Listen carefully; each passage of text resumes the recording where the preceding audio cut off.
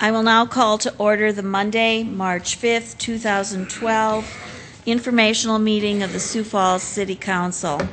Welcome to all of you here at Carnegie Town Hall, those viewing us on CityLink, or those viewing us at siouxfalls.org. We'll begin this afternoon's meeting with a report from Interim City Clerk Sue Rouse. Thank you, Madam Chair. I have several things to report on this, my last staff report to you. First of all, legislative summary. Last week the legislature finished, and I think it was quite a successful year for the interests of Sioux Falls and of our City Council. Of the 5 council legislative priorities that you had listed, one of them was a general statement about local control. 3 of them were specifically addressed in legislation that has been passed and signed. And there was only one that did not make it into bill form. That was the item about exempting municipal projects and facilities from sales tax. Specific bills that are of interest to us and impact us, I think. House Bill 1131 about public notice requires that public notices with the proposed agenda be visible, readable, and accessible for 24 hours before any meeting by posting a copy in a visible location at the office of the body, which I think is going to mean that we should tape a copy of our agenda to the front door of the Carnegie. And starting July 1st, I think that is something that will have to be done. House Bill 1178 was the one that had to do with zoo animals. That issue was raised for you last spring. It was not one of your specific priorities, but it has cleared up the mechanism for selling and disposing of zoo animals and lending them to other accredited zoos. So I think that's one that is definitely of interest to us. Senate Bill 58, of course, was the vote centers, and that one I've reported on in the past. Senate Bill 99 had to do with trying to find a way to get a better handle on liquor licensees who sold to minors, and that was one of particular interest to Councilor Jameson, I know. There was something passed, and I don't know that it's exactly what we wanted, but it's a step in the right direction, and it's very seldom that we get any kind of bills passed having to do with tightening up on liquor laws, and so I think it was a great step forward. It says that licensees, liquor licensees or their employees who are charged with a felony offense involving a minor, a crime of violence, or a felony drug-related offense can be prohibited from entering the licensed premises. So I consider that kind of a first step, but it's impressive to see that that even passed. The big one that was a focus of a lot of local governments, Senate Bill 174, that was about E911 fees. For the first time in 23 years, we have an increase in 911 fees. They will go from 75 cents a month to $1.25, and of that, about 97 cents will go to our local PSAPs. And that, of course, will help Metro Communications and will help both the city and the county because they pay anything that the 911 fees don't pay.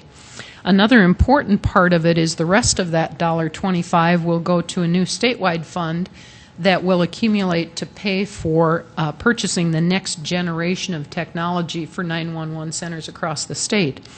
And that has always been a concern of ours, not only paying the annual fees on the Metro Management or Metro Communications Agency, but also planning for the future. And so this will give some funds, make some funds available to Metro Communications as well as all the other response agencies throughout the state. So overall, I think it was a very successful legislative session. A couple other things I just want to mention. I had sent each of you a proposed office layout for office remodeling. In the clerk's office, that is, remodeling is probably not quite the right word for it. It's mostly moving office workstations around. I haven't had any feedback from you, and if you have any, I'd like to hear it. This is something that has been developed by staff in the office, and we have been working with Interstate because they're the ones who put the stuff in, and we're trying to do as much as we can with current equipment that we have. The estimate I got today is well within our budget and is well less than the amount that I told you we'd identified as being available in the budget. It looks like we probably could make that change right after April 27th. The last 2 weeks of April are set aside for replacing all the presentation equipment in this room. The cameras, the projector, the what am I trying to say? The screen, plus the whole control room downstairs. That is scheduled to be done April 27th, and so of course IT staff will be really focused on that. And I've talked to Sue Quanbeck-Etten about scheduling the changes in the clerk's office to take place immediately after that. Election planning, of course, is going on. The ballots are being printed as we speak, and at this time, our target date to start absentee voting is next Monday. The sample ballot is already posted online, and on that sample ballot, we were able to include all the vote center locations, so one more way to get the word out to the public about that. The full text of the charter amendments will be published this Friday, which is a requirement of the charter. We had a conference call last Friday with all of our staff and the Secretary of State staff to review the election plan that we've prepared for this election. And today is the deadline for filing campaign finance disclosure statements for activity through February 29th. So any of you who are candidates, that's a reminder. The last thing I just want to mention, staff in the clerk's office has been working very hard on cleaning up files. And we have, I commend our custodian because every day at the end of the day we have big barrels full of things that need to be recycled. We've been identifying the types of records that we will keep and scan this year when we begin the citywide scanning project. We have been following the records destruction process and identifying those obsolete items that can be discarded. And some items have been given to the Siouxland Heritage Museums. One interesting one was a stack of scrapbooks about that high of things that took place related to city business. We pulled out of them and kept all the pages that related to council elections and items related to the development of the new charter. And it's interesting to see the number of articles over the years about the balance of power between the administrative and the legislative branches. And we kept those for future research purposes. But that's what we've been doing. We've been very busy and are getting a lot accomplished. Any questions or comments for Sue? Councilor Jameson. I was just going to remind the group that I think it's our work session March 14th that we're going to talk. I think it's on the agenda, if I remember right, the revisit that issue of the underage liquor sales. I've learned a lot through this whole discussion, and I think we've got other things we can do to get to the same end results that we want to get. So just a reminder is all. Councilor Erpenbach. Thank you, and thanks, Sue, for that report. I do have one question about the office reconfiguration. I've seen a lot of the drawings and kind of been cheering staff as they've thought about how to make this work with the new arrangement with staff members. My question is, do we need to take action? It's in the budget. It's completely covered in terms of paying for it. We don't have to do anything, just give you the high five, go ahead kind of thing, or what do we need to do? I think it's in the budget. I think normally that's something you would delegate to your staff to administer. It's well below the bid limits. There's nothing. Okay. Unless anybody has any concerns about it and wishes to discuss it. If you haven't had the opportunity, I would suggest that you do take a look at the plans. They have gone through a number of changes. What we are hoping for is to make the clerk's office more customer-friendly and also more staff-friendly. And so I would recommend to you that if you haven't taken a look at the plans, that you do so. And before Sue leaves on Friday, if you have any questions or comments, please get in touch with her. Thank you for that report, Sue. City Council open discussion. Councilor Brown. A couple of items. First of all, over the weekend and today, I've spent some time out at the arena. Go Jackrabbits. I'm sure Councilor Erpenbach has been out there as well.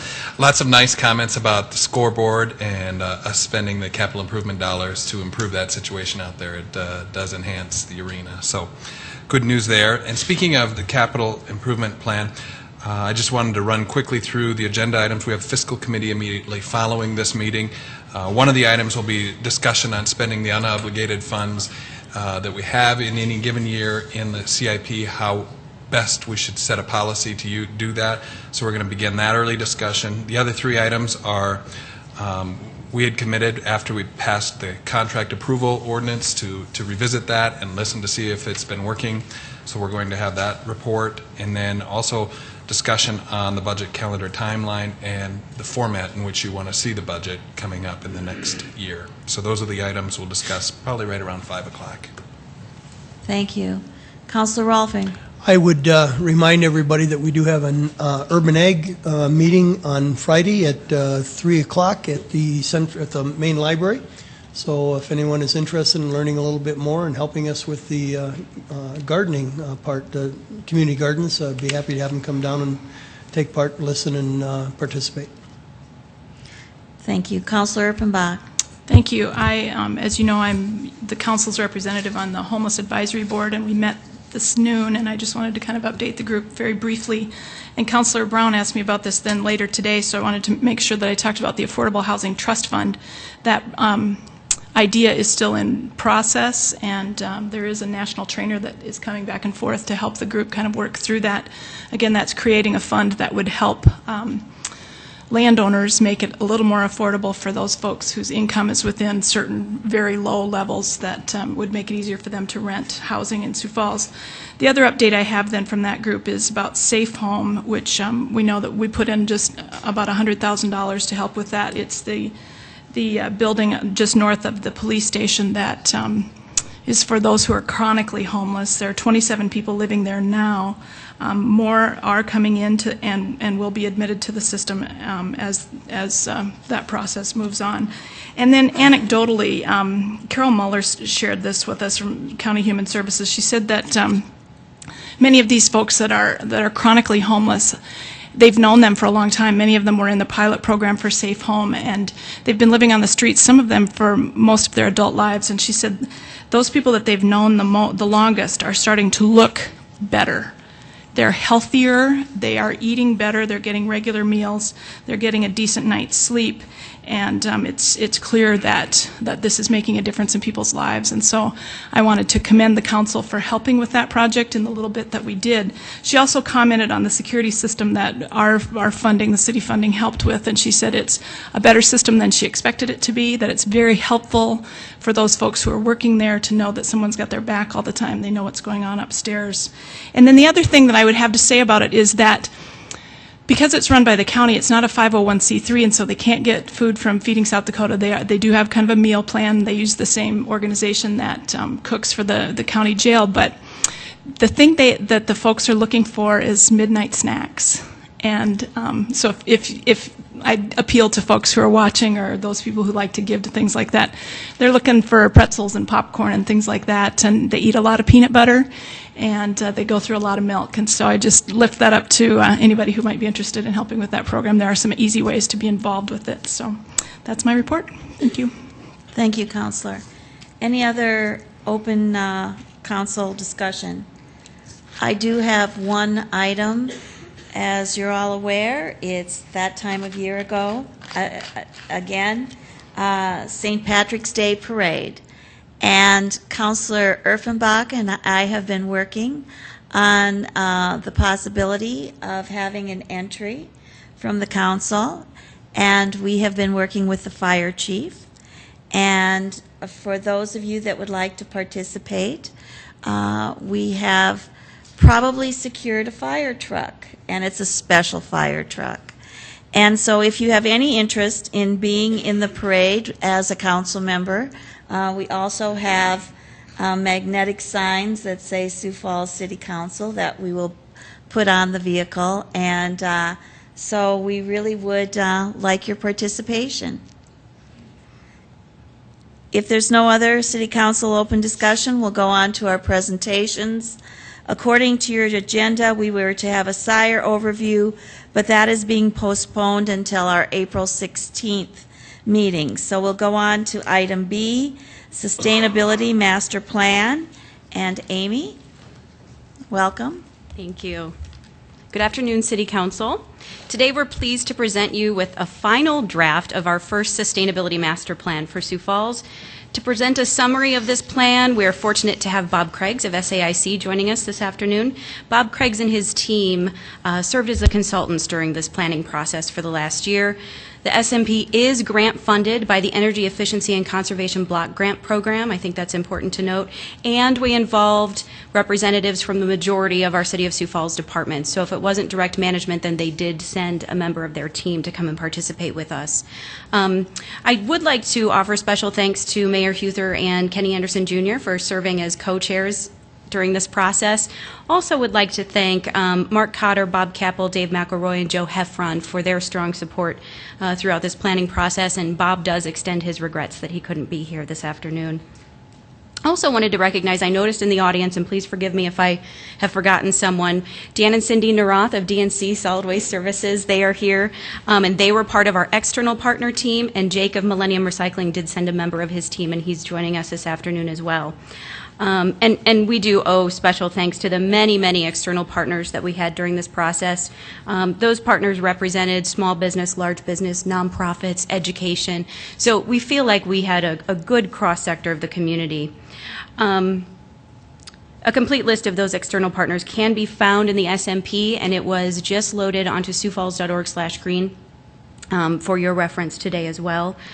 Wanted to also mention that we'll be hosting an open house tomorrow at 6 p.m. at the Oakview Branch Library, where the public can learn more, and that'll be a final opportunity for the public to present their input for incorporation into the plan. I wanted you to know also that in the appendices that you see as part of the plan, there are some recommendations, and those recommendations are further going to be vetted in other committees and staff meetings. So it's important to note that these aren't end-all, be-all. They are recommendations from our consultant. So in 2011, Bob Craig stood before you to introduce the planning process for our Sustainability Master Plan. And today, Bob will present the results of our team's work. So welcome to Bob Craigs.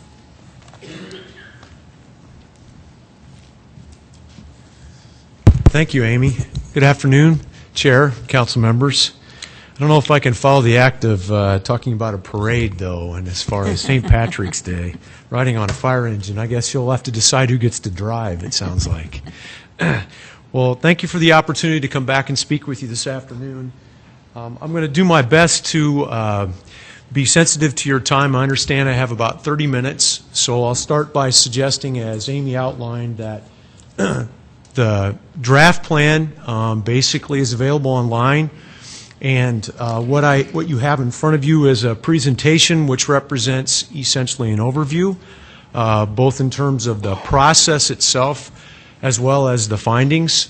And I'll probably run through some of these slides pretty quickly, but again, in giving you a sense of the process and the outcomes, I feel that it will represent that. I know as council members you have much to review and read. There is an executive summary in the plan of about 8 pages, so if you take a few minutes to review that, I think that'll give you a good sense of the plan itself.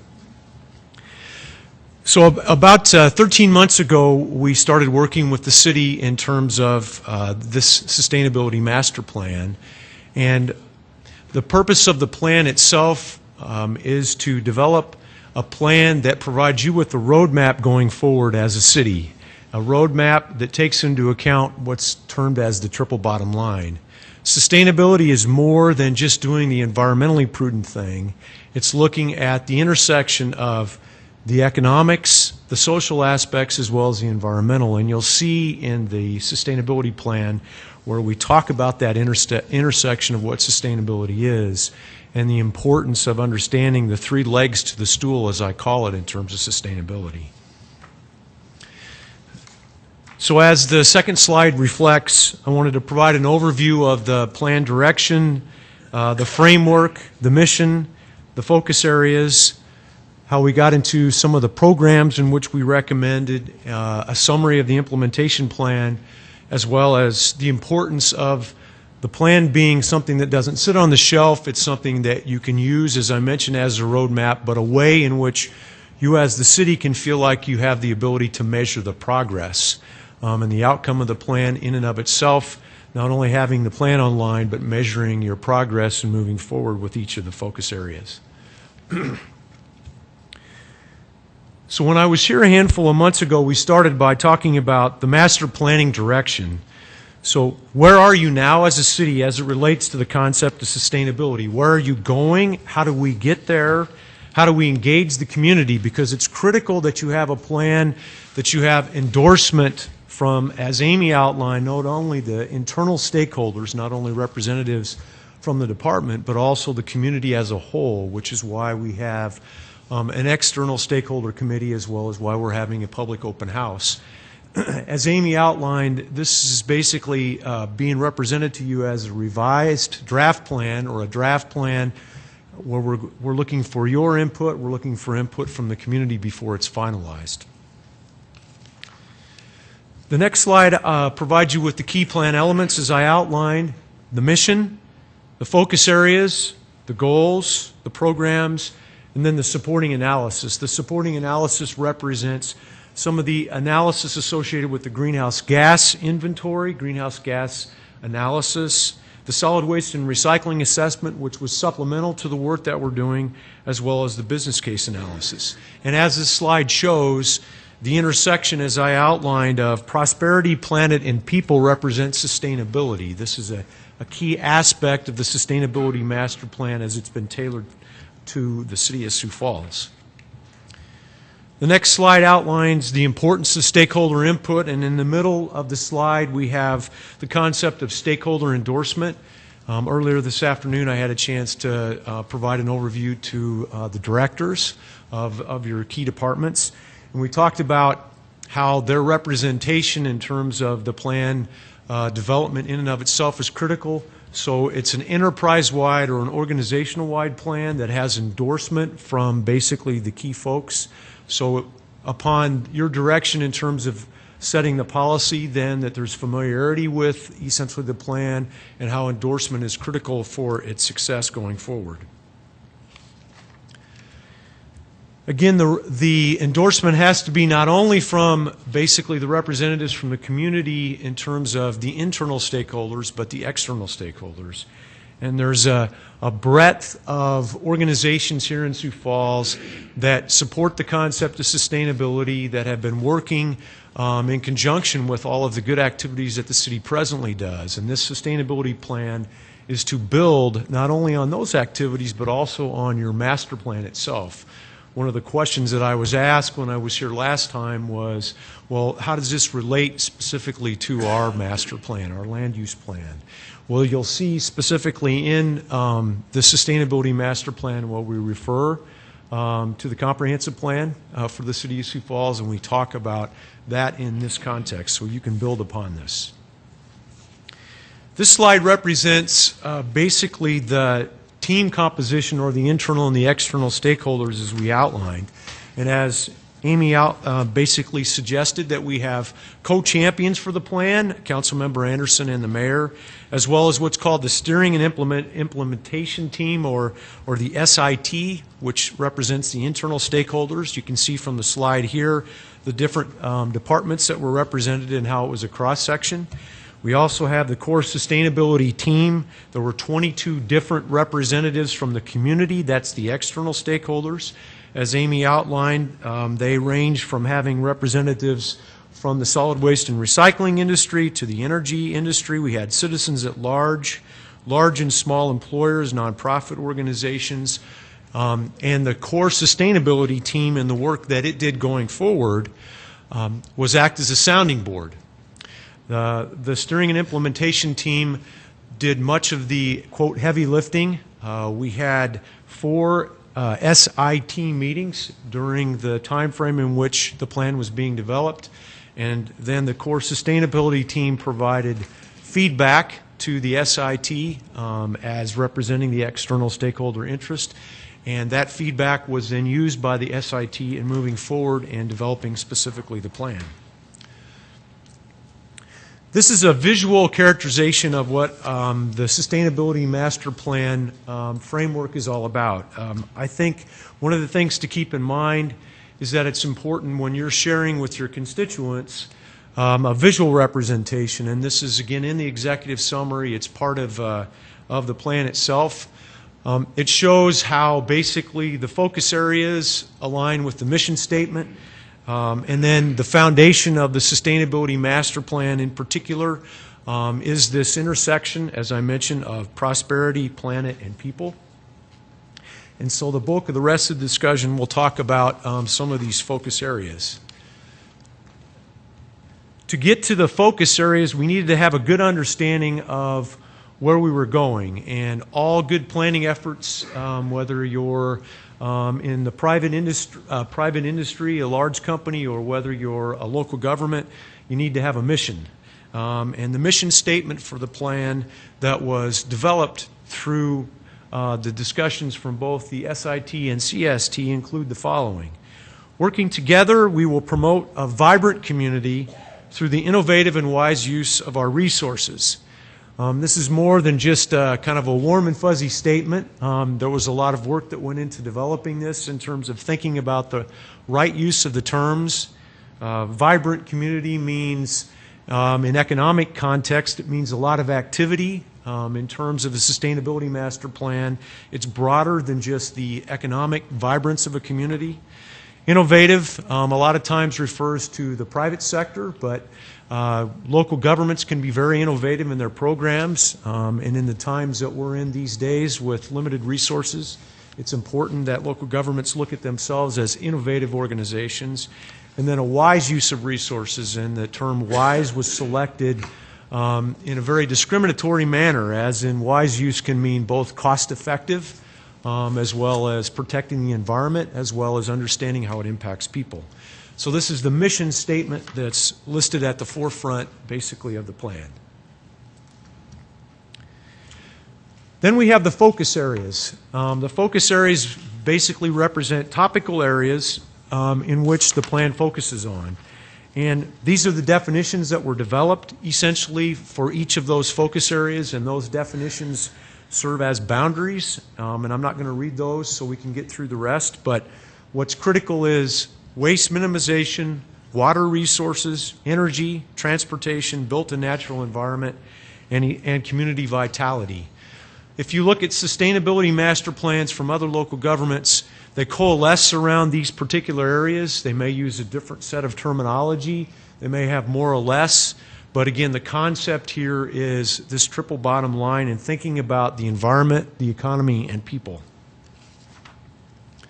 This next slide represents the recommendations that we want you to consider that we'll be basically discussing at the public meeting. This is the supplemental task that I talk about in terms of the solid waste and recycling assessment. We conducted some benchmarking of other communities, and my company, SIC, spends a lot of time in this particular area.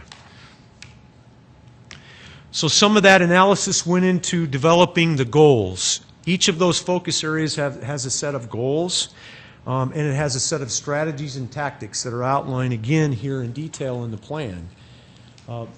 As you can see here, these goals that are listed, they all have comparable elements.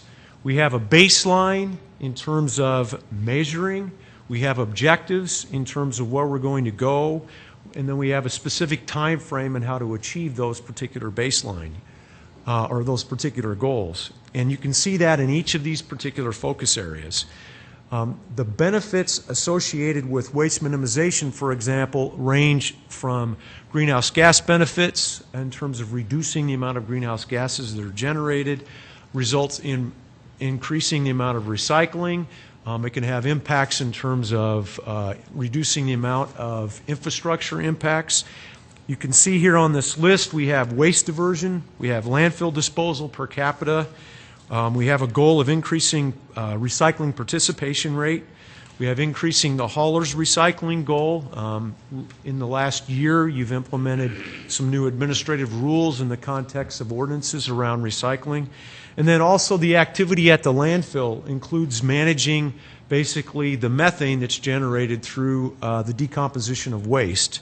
And so the last goal here talks about doing that. And the solid waste activities that have been undertaken specifically by the solid waste division as part of the Public Works Department has been pretty extensive and continues to be, from the development of the landfill gas to energy project to actually implementing just here in the last couple of weeks a new flare, which will help more efficiently manage any sort of methane gas that's generated. All that is critical to basically managing waste and addressing greenhouse gas emissions.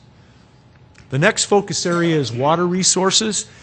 Water resources is broad-based. It represents not only stormwater management, it also represents wastewater management as well as water purification or potable water. Trent Lubers was part of the SIT as well as Greg Anderson, who both are very experienced at this particular area in terms of optimizing their systems. I was very impressed with the breadth of their technical understanding, and these goals are vetted with their input. There's particular goals both in terms of reducing the amount of electricity that it takes to both do wastewater management and purifying water. There's a recognition in terms of discharges from wastewater management, and the time frames that are listed here, as you can see, 2017, 2022, 2025. All of these are taking into account some of the regulatory compliance requirements. But what underlies all of this is the real link between water management and energy. Reducing the amount of energy has all kinds of benefits from a sustainability perspective. There's savings to the city in terms of cost. Electricity results in having to burn fuels to generate electricity. That can generate greenhouse gases. So if we have less electricity that's needing to be used, you not only have cost savings, but you also have a reduction in the amount of greenhouse gases that are generated. And thirdly, as mentioned here, reducing the amount of discharges into the water relative to wastewater management provides some overall benefit to the watershed. The last goal here, I'll just point out, improving water quality in the Big Sioux River and the Sioux Falls watershed to meet state water quality standards by 2025. That's critical, and the City of Sioux Falls has taken the lead within the Big Sioux watershed, and that's listed here as one of the goals, and there's quite a bit of detail in the plan itself.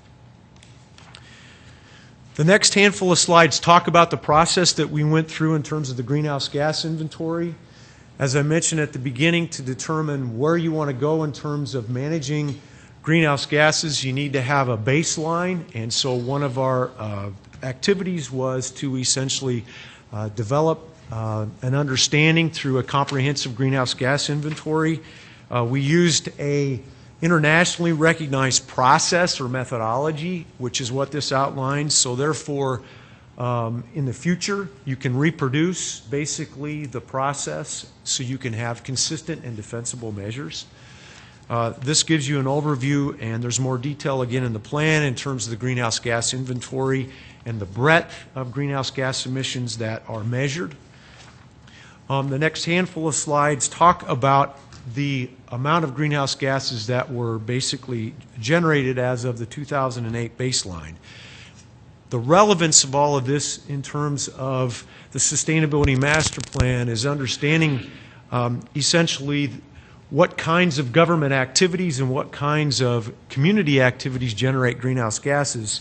This particular pie chart gives you a sense of the overall share of the amount of greenhouse gases that are generated by the City of Sioux Falls, what proportion of that is made up as a result of city government activities.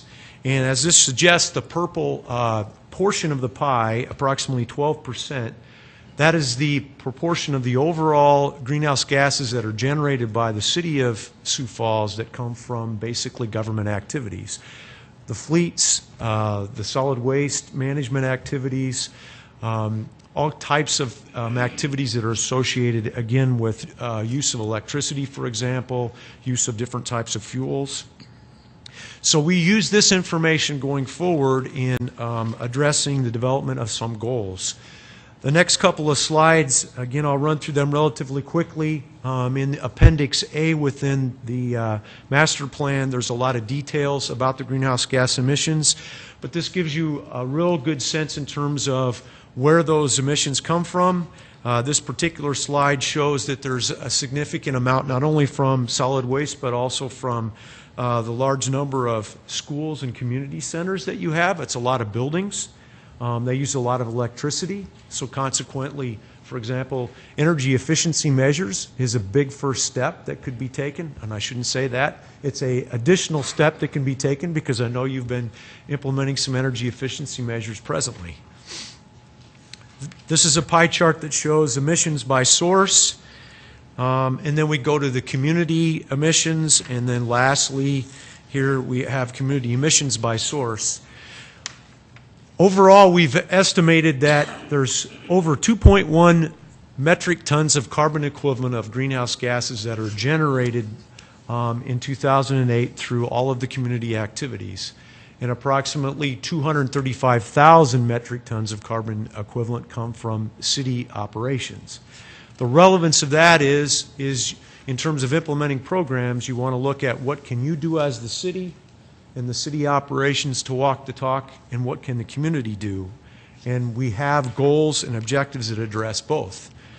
As you can see here in energy, we're suggesting that the city reduces its greenhouse gas emissions by 50% by 2017. You've already taken some significant strides to do that through the landfill gas management program at the landfill. Not only the landfill gas to energy project I mentioned, but also in some of the other programs that are taking place. Decrease the non-governmental greenhouse gas emissions by 10% for the overall, basically, community. Displace the amount of total energy consumption for city operations from using non-renewable fuel sources to renewable energy sources by 2017. So the concept here is, how can we use such things as wind, solar, et cetera, to displace some of the power that we're presently purchasing from non-renewable sources? And then lastly, public-private partnerships in terms of other renewable energy options. One of the programs that we're suggesting is consideration basically of a wind project.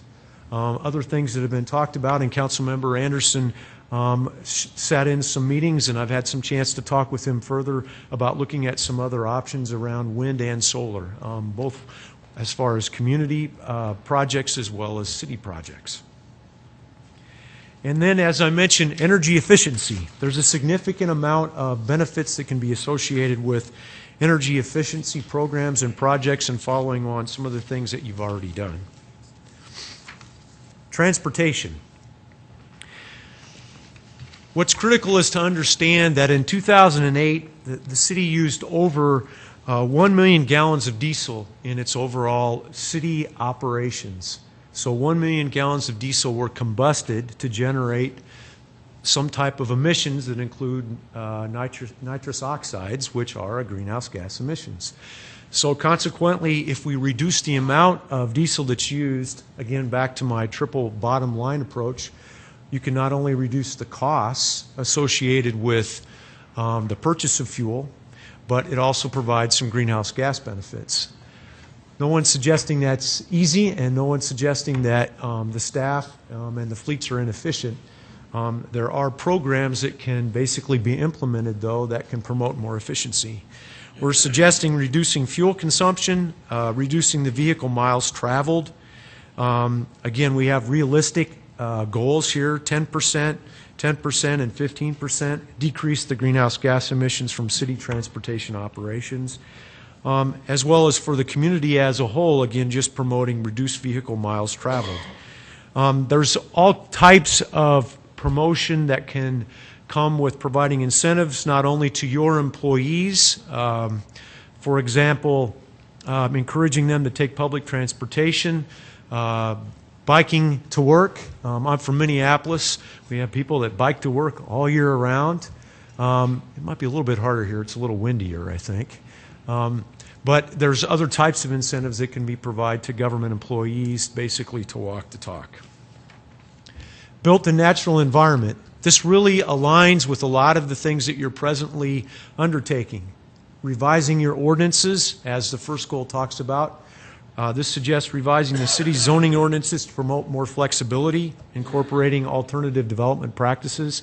That's to enable those that are involved in new projects as well as infill projects, rehab projects, understand that promoting low-impact development can be done and can be done in a cost-effective way. Promoting open space plan development. You have a wonderful park system here based on the size of the community, and you've received awards and accolades for the number of parks and the amount of park space. You have, from my understanding, the basis for a good greenway and a bike trail. To essentially build upon that certainly is consistent with promoting a built-in natural environment that promotes sustainability. Bob Capel, who couldn't be with us today, who has a lot of background relative to engineering design standards in terms of built-in natural environment, has talked about the revisions to engineering design standards to promote low-impact development and smart growth techniques. The plan itself talks about some of those specifics. We had some spirited discussion around a variety of things from higher densities, LEED certification, native landscaping, topsoil replacement, items that you've probably addressed here even at some of your own meetings. And then lastly, in terms of this particular area, the city needs to walk the talk, and the group thought the best way to do that is to have some demonstration projects. So the last goal suggests 3 sustainability demonstration projects. And your new environmental education center that's under construction, which is going to have LEED certification, is a good example of that. Other possibilities would be streetscapes, xeriscaping, other types of low-impact development projects. And last but not least, in terms of community vitality, which I think the group felt was probably the biggest challenge in terms of sustainability, because community vitality can mean different things to different folks. And we tried to bring under the umbrella of community vitality this interface between health and wellness and economic development. Because as I mentioned, sustainability is the intersection basically of economics, basically social and environmental. What this particular goal talks about is first of all, creating Healthy Cities Network by 2014 to engage the community in improving public health and tracking local health trends. By working closely with Amy, who's basically the project manager for this particular project, she's able to get us information in terms of your 5-year community transformation initiative that the City Health Department is undertaking. And this Health Cities Network will interface with that and complements that. Education, develop a community outreach and education program as far as sustainability is concerned. Develop a certification and business recognition program. And then lastly, modify the city's capital improvement program to take into account not only economic criteria, but also environmental and social considerations. So it's really modified return on investment protocol. And there are examples out there of other communities that have done this. And again, I realize that that's challenging. I was on the city council myself for a number of years where I live. And budgets are a big challenge. And so you have to take in a lot of factors and have a very systematic process. So to try to close out here so I can stay within the 30 minutes, Madam Chair, as well as council members, there is a detailed implementation plan. But one of the things that we thought was critical as it relates to the goals, there's a list of strategies and tactics by table within the plan under each of the focus areas. But we did some business case analysis in terms of looking at initial costs for implementing such programs. A good example would be like a wind program. What is the potential in terms of reducing greenhouse gases? What's the cost effectiveness of that program, as in the amount of benefit you get on a per dollar basis if you implement this type of program? And then what are some of the co-benefits? besides focusing in on greenhouse gas reduction, we will also want to look at the other co-benefits, which are economic benefits, social benefits, and so we try to account for those. So in our analysis, we then narrowed down, and this last table is in the executive summary. It provides you with a summary of the implementation plan, and we've characterized basically the programs that we're recommending be implemented really into 3 different categories. The highest priority, as is listed here, it says the highest priority of new programs includes essentially standardizing the recycling program, establishing an energy manager position. One of the observations from our work is that there is a lot of data that needs to be gathered from a lot of different decentralized locations around the city concerning the amount of electricity that's being used, the cost associated with purchasing of that electricity, as well as measures in which to manage that. And so recommending the establishment of an energy manager position is one way in which we think could foster the progress with this plan in and of itself. Develop a wind project or some other alternative project, update, basically, essentially upgrade the street lights in terms of making the lighting more efficient. You used some grants previously to do some upgrades in terms of stoplights, and we're suggesting continue the momentum there and go forward with the street lights. The best management practices in terms of improving the Big Sioux River water quality. And then lastly, this anti-idling program. The Public Works Department presently has a vehicle anti-idling program to reduce the amount of time that vehicles idle. The suggestion is to make that a citywide program and provide some outreach to ensure that all of the employees understand the importance of that. What transcends all of these focus areas is the next category, which includes looking at the zoning ordinances, as we talked about, and sustainable design standards. Secondly, developing targeted education and recycling, or education and recognition programs. And then lastly, implementing these city demonstration programs to walk the talk. The second tier of programs you can see listing there ranges from looking at other types of energy projects to developing the city's health cities network, as well as incorporating a triple bottom line, as I mentioned, to the city's CIP program.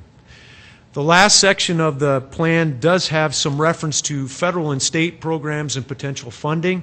It provides a high-level overview of some of those funding programs, as well as the state of South Dakota and some of their goals and objectives. They have a voluntary goal of 10% in terms of renewable fuel electricity generation.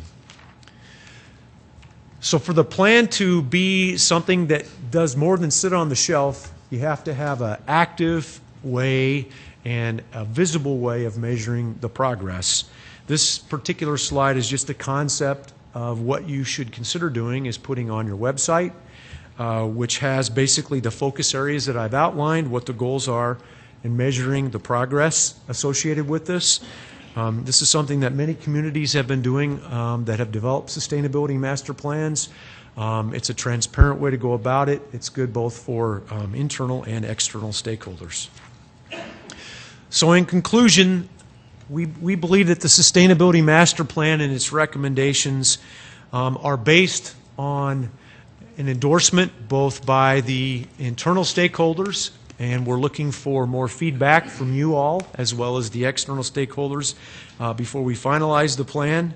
Again, like any plan, we've got some recommendations that you'll want to consider.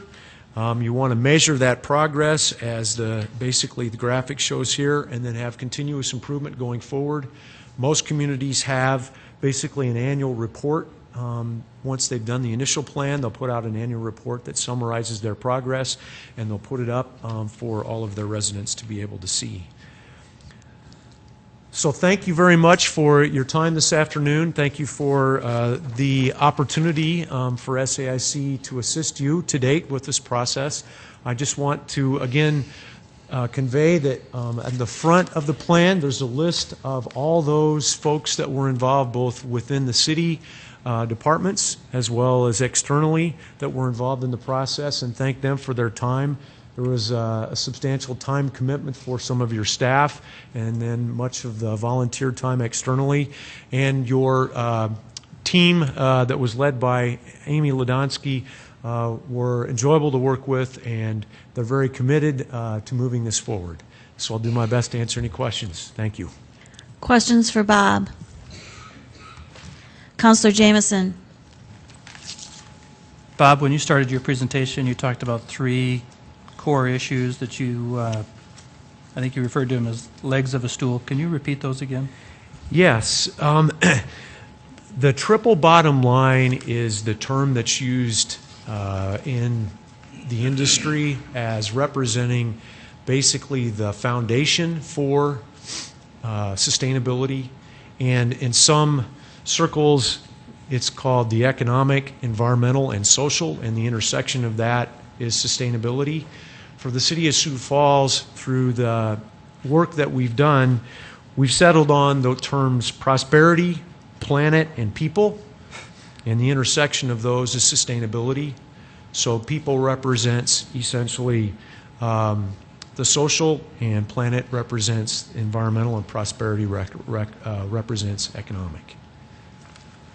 Could you cover that again? You kind of duplicated it. I just want to make sure I write them down. I'm trying to understand this whole. Is it on a slide? If you go back to slide 4, and I'm sorry, I blew through it so quickly. I had a lot of information.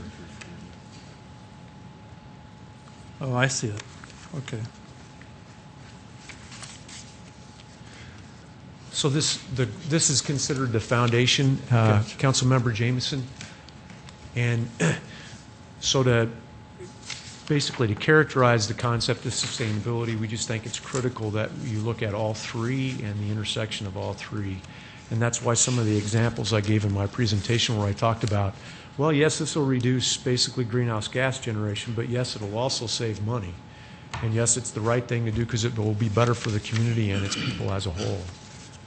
Thank you. Other questions or comments? Counselor Anderson. Number one, I want to, thank the committee and the citizens that have been on the committee working on this for the last couple years. I think that we've come up with some good plans at this point in time, but I still feel that we've fallen short in our efforts for going green. This is something that I feel that the City of Sioux Falls and the citizens have been waiting for the city to lead in this effort and come out with something that the citizens can utilize. We've had discussions about this before in the committee and with the directors. I guess I do have, my first question is going to be about renewable energy credits. Right now, what amount are we spending on renewable energy credits a year here in Sioux Falls? Do we have any of that answer at this point in time? Are we purchasing renewable energy credits? Not that I know of. Councilmember Anderson, in the plan itself, we talk about one of the methods, as you've outlined, to address being more green from an energy perspective is to purchase renewable energy credits. And as you know, the renewable energy credits could be purchased separate even from developing essentially a renewable energy project, because you can basically purchase those as a community. And in the plan itself, we talk about that as one method that you might want to consider. Okay, and then second, I'm looking at the landfill. Dave, you may want to come up and answer a couple questions for me, please, on this. A couple of the goals that you had down here on the study was to limit the amount of haulers and increase the amount that we're going to be charging those haulers. I believe it's, let's see, where did I find that? Solid waste and recycling assessment. Yes. Short-term recommendations. Yep. And that will be vetted. We have a solid waste planning board, of course, that looks at those issues. And one of the things, obviously, is we have a lot of haulers. Is it the most efficient thing? No. And I think the solid waste recycling assessment has shown that. And so one of the things we will be looking at are ways to improve collection. You go down the street right now, there's garbage containers out every day of the week. So there's a lot more streamlining that can be done. We're probably pretty unique for a city of our size in the fact that we don't standardize collection more than we already do. Okay, and then with the fee increases, is that also a way to limit the number of haulers, or is this something that we need to do because the landfill needs the extra revenue? Because I thought the last time you were in front of us, we were touting how well the landfill is operating, and I can address. Yeah, it's not because for revenue. Yeah, I was just going to address the recommendation, Councilmember Anderson, since SAIC made the recommendation. The concept was essentially to have fees associated with licensing the haulers based on our benchmarking that's comparable to other communities and generates basically adequate revenue to cover the staff's time in managing basically the number of licensed haulers that you have in the community. So it was to cover the cost essentially with the project program. And then again, back onto the landfill. We've been touting our landfill as being extremely successful with the methane gas program, with our, the different programs that you've been running out there, Dave, and I still want to congratulate you on those. But I still feel, and I've said this before, is where are we at as far as wind energy? We have talked a little bit about this. I have not had any responses back from the energy companies that I thought we were supposed to be contacting to see about our options for plugging into renewable energy, especially wind energy here in around Sioux Falls. South Dakota, once again, ranks extremely high in wind energy potential, and the cities in the state are not utilizing that at this point, and I feel that we should be a leader in doing that. Right, right. And of course, as kind of our mission statement says, the wise use of our resources. And one of the biggest things with renewable is it does tend to be a little more expensive. You do tend to pay a little more for it. Right now, we are undergoing a feasibility study at the landfill looking at renewable energy projects. We've had the wind turbine, the wind anemometers to collect the wind data up since October of last year. We've gotten good data. It's looking promising. Most places recommend you leave those up for 2 years to get enough data to prove the feasibility. I mean, the thing about wind is you kind of figure it's got about a 30% availability. And so sometimes those numbers don't always pencil out, but that is one of the things we are looking at. We are certainly not rushing it. We are thoroughly vetting it. And I can assure you that when and if we recommend it, it will be thoroughly vetted and it will be able to meet all key economic, social, and environmental aspects of that, the sustainability concept.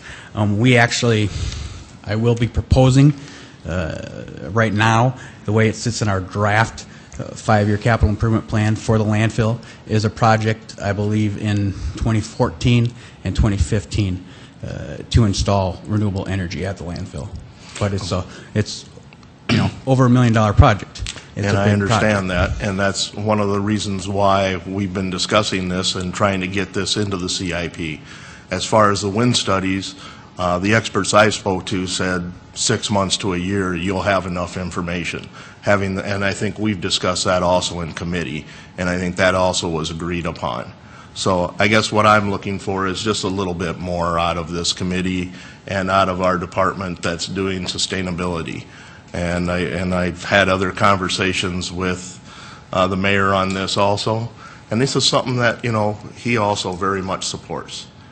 So I hope that this is something that we can move ahead with again, and especially speaking to the energy companies that we do business with.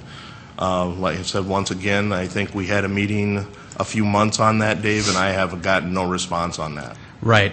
We do have a meeting set with the primary provider for the landfill next week, and I guess I would be more than happy if the energy companies have an interest in purchasing renewable energy from the City of Sioux Falls. Come see us. I mean, we will put it out there. I mean, if the energy companies are looking for sources of renewable energy, they can certainly come to talk to us as well. But we will be meeting as part of this wind project with the largest provider for the landfill.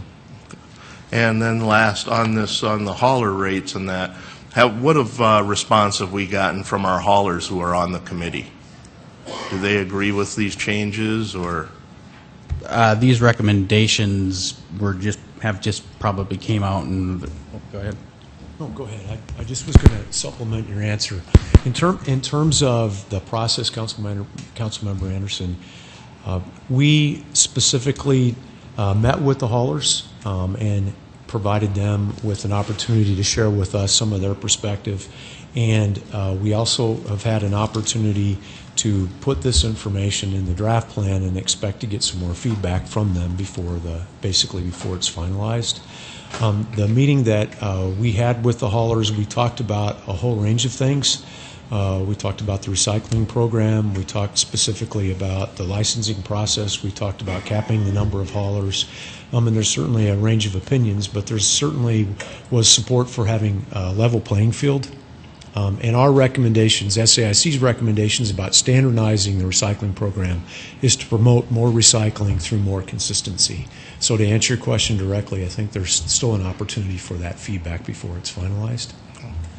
One more, if possible. Okay.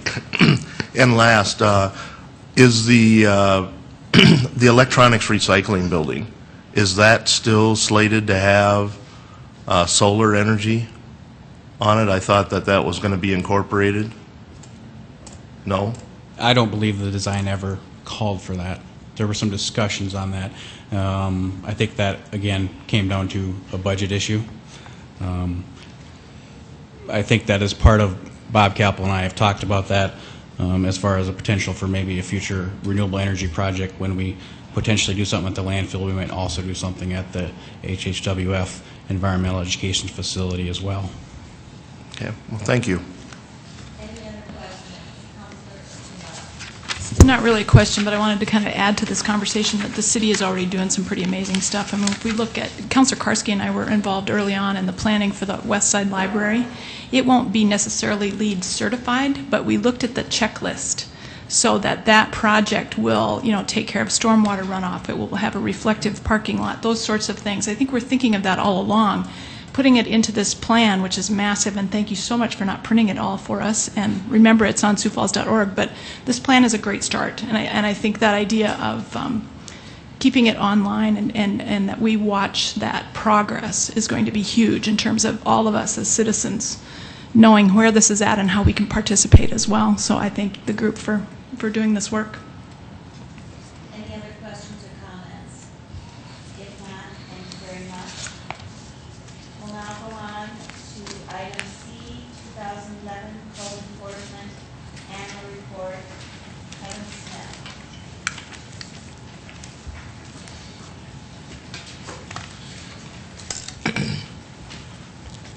Good afternoon, Kevin Smith with the Office of Planning and Building Services. I'd just like to take a couple of minutes to explain again the need for code enforcement, what we did in 2012, and more importantly, where we're going with code enforcement in the future. Before I begin, though, I'd just like to remind everyone that code enforcement is not a department. We are many departments all working together. We don't let silos get in the way of the flow of information or our annual work activities. We spend a lot of time together discussing individual cases and properties, as well as code enforcement from 20,000 feet. So today with me is our Ron Bell from Building Services, Paul Bangford from the City Attorney's Office, Russ Sorensen from Planning, Dean Lanier from Fire Rescue, and Alicia Kalura from Health. We also have members of the Finance Department who are on the team, Central Services, IT. Everyone helps out. And it is a challenge on the easiest of days. But I can tell you after now about 18 months here that the folks that work in code enforcement take their jobs very seriously. And not just in terms of being a hammer on a nail, but also representing the interests of the property owners who may get one of the letters from us, that we're very, very sensitive to individual property owner rights. We do not overstep our bounds, but we also have a duty to meet the needs of the citizens of the City of Sioux Falls in an overall sense. So with that, I challenged our housing inspectors. I said, Kelly and Dan, give me some photos that are indicative. Why do we need code enforcement? Help me. And I can only say that they exceeded my expectations. So much so that some of their photos couldn't actually make it to the final cut. They're probably deeply disappointed. This is one I think was probably most descriptive. This is an internal look at a rental unit in Sioux Falls. I saw the picture and I said, geez, Kelly, looks like the stove's dirty. Is that a code violation? He laughed. He said, no, you know what's going on, don't you? And I said, no. He said, the boiler is out and the tenants are using this stove for heat. And then he said, look at the scorch marks on the edge of the countertop. And this reminded me of a conversation I had with Dean Lanier, our fire marshal, who said, and I would hope he would back me up today on this as well, most fires are preventable. And if you look at the conditions in this unit, you can see it coming. At some point, had something not been done about this situation, this unit could have easily ended up in flames. Well, the tenant, long story short, the tenant contacted Kelly Boyson. Kelly contacted the landlord. The boiler's working. They're no longer using this sort of heat.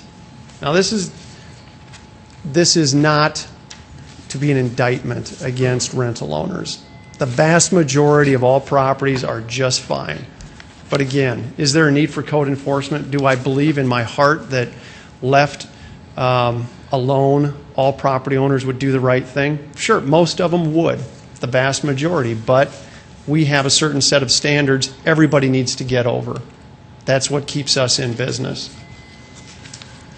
You can tell by the roof line of this property, it has not seen any maintenance in quite some time. This is in the back of somebody's property, and they probably don't spend a lot of time back there. But this is another indication or another example of where, from a property maintenance standpoint, these things just can't continue. Ultimately, this is a demolition.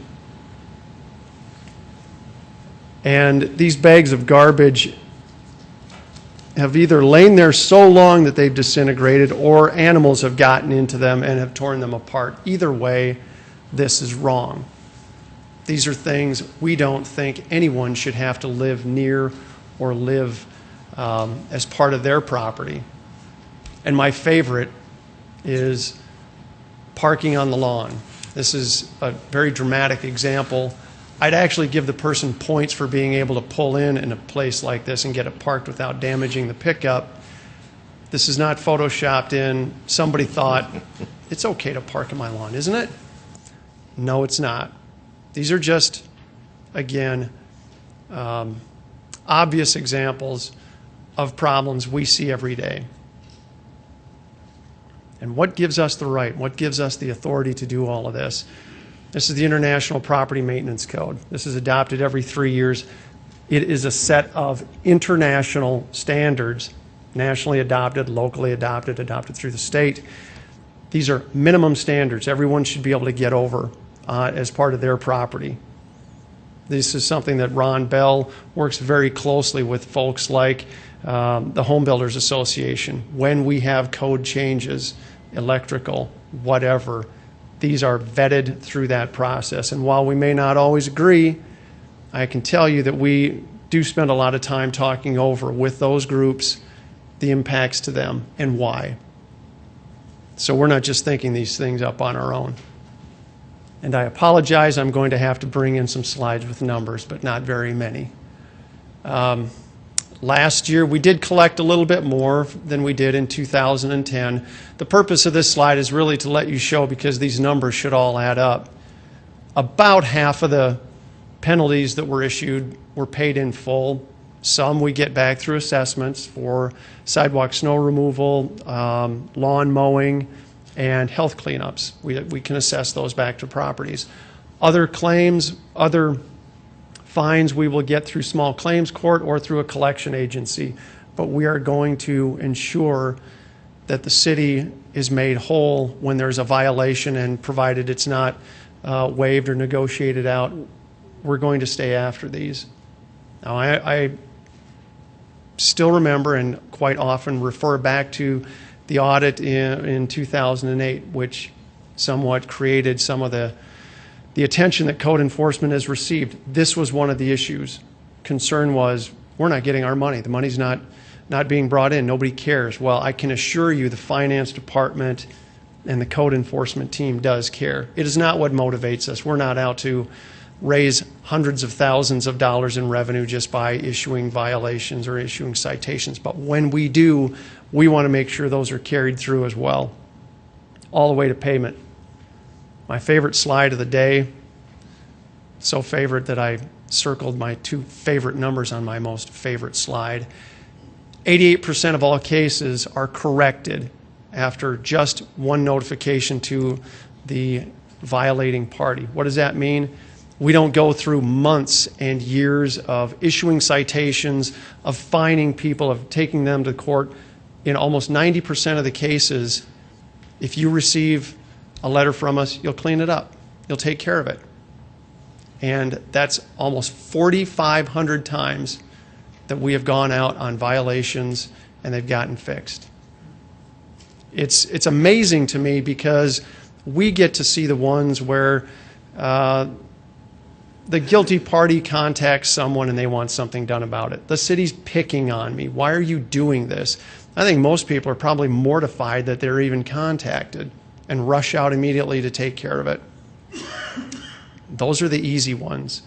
It's the 12% that we spend most of our time with. And you as council members have dealt with them individually and as groups. You know many of them probably by their first names.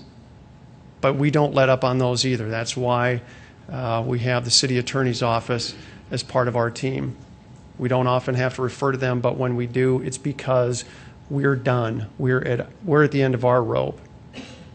So what does it look like? What does it look like when somebody complies? How about this to this in a matter of a couple of weeks? Now, this isn't even done. This isn't in final form yet, but this is just a case of someone who was contacted by Mike Top, fire inspector, and Brad Hartman, code enforcement officer, and said, hey, clean that up. That's about as far as it had to go. Hey, clean that up. And the owner, proprietor, said, what do you need me to do? And got to work on it. This occurred over the course of a few weeks. I wish I could tell you every case went like this, but referring back to that slide, about 4,500 times a year it does. Unfortunately, it often goes unnoticed by the public.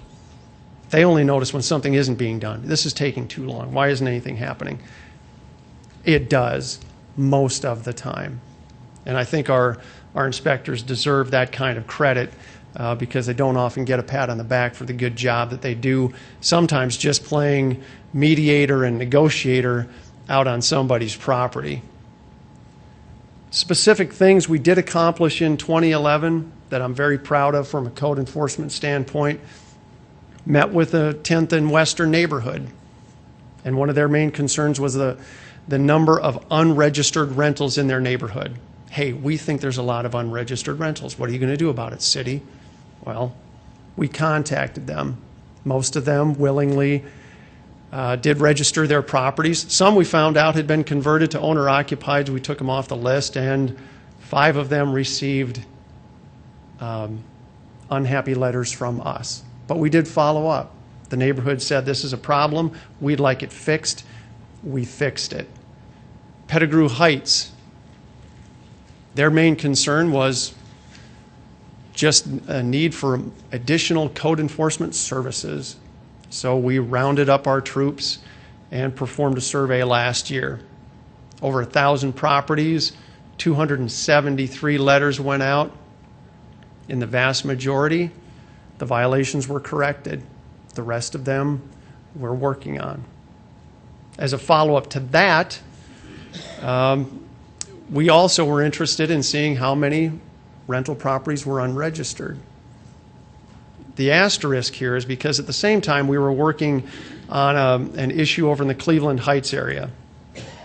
And before we did anything, we contacted the South Dakota Multi-Housing Association and said, hey, we're going to do something that might affect you or your members. Let's talk about it before any letters get sent out. We met with them to discuss some of the concerns, and God bless their hearts, Dan Sifkins, the executive director, said, how about if we contact them first? How about if we pass along your concerns from our perspective to those owners and see how that works? What a great idea. They sent a letter out. We got 80 applications in the next couple of weeks for rental properties. What I'm most proud of in that instance is that we went out to one of our partnering agencies. We didn't just copy them on the letter. We sat down with them and said, this is the problem. How should we all work on this together, publicly and privately, so that you're not surprised and your membership doesn't call and say, what is the city doing this time? Now, we don't always agree with the Multi-Housing Association. That's fine. But to the extent we can, we want to be on the same page with them because our work does affect their membership. Who do I call if there's a problem? There's a lot of phone numbers up there. The one at the very top is the easiest to remember, 367-8000. That is the line to the helpline. If you don't know what Shauna Goldhammer's number is, and I'm not going to give it out while we're here because she's probably watching, but you're interested, this information's posted on the web. We also hand out brochures at all of our neighborhood meetings. But what I would like everyone to just remember is there's a lot of departments involved in code enforcement. But if you're a citizen, it should not matter. It does not matter. As long as you know what your problem is and you can remember 367-8000, we'll take care of it. And yes, we do share information very well together. If it's not a zoning issue and Shauna gets the call, she will send it over to health or to building services or wherever, and vice versa. Website updates, one of the things that was done, an enhancement that was made to the website is making the citations searchable by address, by complaint type, by date, which I don't think was available before 2011. So if you're only interested in daycare citations, you can sort them by daycare. Or if you're only interested in what happened in the last week, do it by date. But all of our citations are out there if you ever feel compelled to see whether or not we followed up. And this is fairly recent. I think the top one is the 23rd of February. Following up on the citation process, in 2011, the City Attorney's Office also modified the administrative hearing process. It's independent. If you feel aggrieved, I didn't deserve this citation, you can file an appeal. Your appeal will be heard by an independent hearing officer. You can subpoena witnesses, you can subpoena documents, and we promise, Scout's honor, that we will not issue additional citations during the appeals process. The burden of proof is on the city, as it should be in these instances. So, as I said earlier, we're not out to see how many citations we can write. We're out to make sure everyone's voice is heard, including anyone who may receive a citation and would like to appeal it. We want to make sure that everything is fair for them as well. Code enforcement demolitions. Last year we had 14. That's down from the year before where I think we had 20. Just to give you a sense of perspective, we had 14 demolitions last year. The city of Indianapolis recently hosted the Super Bowl, had 675 that they authorized. Now they're about 5 times our size population-wise, so if you extrapolate out our 14 by 5, that's 70 versus 675. Their goal for 2012 is 2,000. Our goal is to get to 0. We'd like to see a day when no property has reached a point where it is deteriorated to where all we have left is to set a goal of how many can we demolish. Because That costs money. It costs staff time, it costs contractor time. I think the city of Detroit has spent $15 million over the last 3 years, $15 million demolishing something like 4,000 houses. It's astronomical. Now, no, we don't have the kind of economy that the Rust Belt does. However, I also understand that whatever happens on either coast works its way towards us. We don't feel that wave, but we feel the ripple effects. What it means to the code enforcement team is don't let the properties get to that point. Don't just look at those roofs that I showed you that are deteriorated and say, well, let's just leave it until what? Until we have to come back with an excavator. Because we do have vacant and foreclosed properties. No, certainly not to the extent as many urban areas have, but it doesn't mean it's an issue we should ignore. So we've spent more time in the past year talking with the police department. Look, if you guys get called out time after time to a foreclosed property that's been broken into and is unsecured, you don't have to go and find the property owner. Just call us. We'll have the street department out there the next day with 4x8 sheets of plywood and screw guns. We'll get it secured. We're not going to let these things get run down. But it does mean we have to communicate internally. And one of our unstated goals for this upcoming year is to also work somehow more closely with some of the lending agencies who are holding the mortgages on these foreclosed properties. Most are pretty good to work with. They have property managers who are very quick to respond, but we need to continue to stay out ahead of it and learn from the lessons of some of those major urban areas and not have to demolish entire blocks.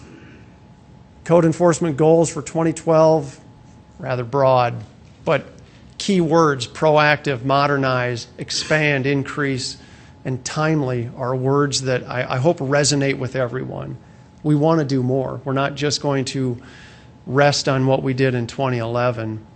We want to spend more time with neighborhoods, more time with partnering agencies, working on solutions. And what I'd like to leave you with is a vision of code enforcement. Not the first one, not the stove. That's a problem. I was once asked, I think by Councilor Jameson, well, how do you quantify your success? How do you know? Is it dollars? Is it citations? Is it what? This is not quantifiable, but this is really a measure of success. And just to give you a little background, in 2010, we were invited to the Cathedral neighborhood. We didn't go in and say, we're from the government, we're here to help. We went in and we listened to what their issues were. One of their main issues, safety. Okay, specifically, what kind of safety? Well, we don't feel safe in our alleys. So with the assistance of some elected officials and some neighbors, we drove the alleys at night, looked for the dark spots, ended up working with Public Works to put up 24, 25 new alley lights. Great idea. And here's where there was a paradigm shift, is what I think academicians would call it. Instead of the neighborhood saying, and here's what you can do for us next, here's what we want the city to do next, they said, you know what, now we will go into those alleys and we're going to do our own alley beautification project. And that's what they're doing here. This was from, I think, June of last year. There's nobody being compelled because they're under a notice and order to get these things done. They went out and did it themselves. And even more beautiful than that is the fact that they already have their 2012 alley beautification project scheduled. We're not going to have to go back down those alleys. We won't have to go deal with overheight or overgrown vegetation, or the things like garbage flowing out of garbage cans. The neighbors are taking care of that themselves. There are other neighborhoods who have done things similar, like Whittier. There are other neighborhoods who are up and coming, like All Saints. This is my measure of success. Neighborhoods standing on their own. We provide the resources they need, the right tool in the right situation, but you really want to make the community successful, engage individual neighborhoods so that we don't have to be there every step of the way. They can do a lot more. We're part of the solution, but we're not the entire solution. And when I come back in a year's time, hopefully I've got more of these photos and fewer photos of the ovens and the stoves, but I'm sure Kelly is going to keep some on file for me just in case. So with that, thank you for your time. If you have any questions, I'll certainly try to answer them. Questions for Kevin? Councilor Brown. I do have a couple questions, but first of all, I want to congratulate you, Kevin. This has been a pet peeve of mine in the almost 8 years. And until Kevin came on board with this as his responsibility, no one wanted to own this. No one wanted to take responsibility for the project, and you have done that in a pretty remarkable way. And I've gotten to witness it from internally, how Kevin's been able, he doesn't come into the departments and say, thou shalt. He builds a team. And externally, I witnessed him at the All Saints neighborhood and his talent in being able to offer assistance to the citizens. So I just want to publicly thank you, Kevin, for the work you've done. It's made a difference. I do have a couple of questions. First of all, that audit that you mentioned, I'm glad you brought that up and you referenced that. How far through that checklist of recommendations are you? We've either addressed the issues specifically and I would say fixed them, or we're on our way. We're working on every one of them, Vernon, and it will not ever leave my desk for as long as I'm here. That I'm not going to obsess over it, but I also understand those are things that in some cases it's more of a journey than a destination. Will never be done, but I always want to make sure I keep that as a guiding light. One of the figures you talked about, the 88% compliance after the first warning, that used to be much lower than that, wasn't it? More around the 80%? It's gotten steadily higher. I think it was 85% last year, so we're doing better. Maybe people are getting the message that we're serious about code enforcement, so someday it'd be nice to see 100%. And then I appreciate the customer service approach with that one centralized number. I remember it used to be the handoff between departments, depending on if it was the grass was too long, it was the parks. If it was a car, abandoned car, I don't even remember who it used to be. So I appreciate that centralized approach. And then finally, the rental registration as a tool. We battled that when we first tried to set that up. How is that helping you, and what kind of larger scale across the city compliance are you getting? I would say in the larger complexes where we can find property managers, the rental registration information does help us get to the right people when there is a problem. It does help the other departments know as well who to contact. If health has an issue, they have the same information we do. We need to make better use of it internally, including every department who has access to the information. One of the things we're doing this year, starting on, is a land management integration program, to where instead of having multiple databases of information, we're going to have one when it's over. And one of the things we're spending a lot of time with is how to make the rental registration information more easily available for other departments, and make it beneficial for the owners too, because they don't want to not be notified when there's a problem. That's another shift I've seen in 8 years. I mean, that was fought tooth and nail. And the council said, no, we're doing this. And now it's turned out to be a great asset for the city in managing these code enforcement issues. And finally, the foreclosure map is really helpful, but could you follow up and send the numbers, the actual numbers, to the council? Certainly. And some historic perspective might be helpful too, so we can see whether they're going up or down. I think, I don't know how far back we have it, but I know Russ Sorensen's got the information. We can get it to you quickly. Very good. Thank you, Kevin. Other questions for Kevin? Councilor Anderson. Just a quick statement. Kevin, since you've taken over and been the director of the code enforcement team, you and I have worked very closely on several different items. You know, the Northeast Territory has a lot of older homes and properties, and each have their own unique issues. But I want to thank you, the Health Department, Fire Department, Russ Sorensen and Community Development, because the number one thing you've done is communicated with the neighbors, communicated with our citizens. And that's what they want first and foremost. They want to understand what the problem is and how to take care of it.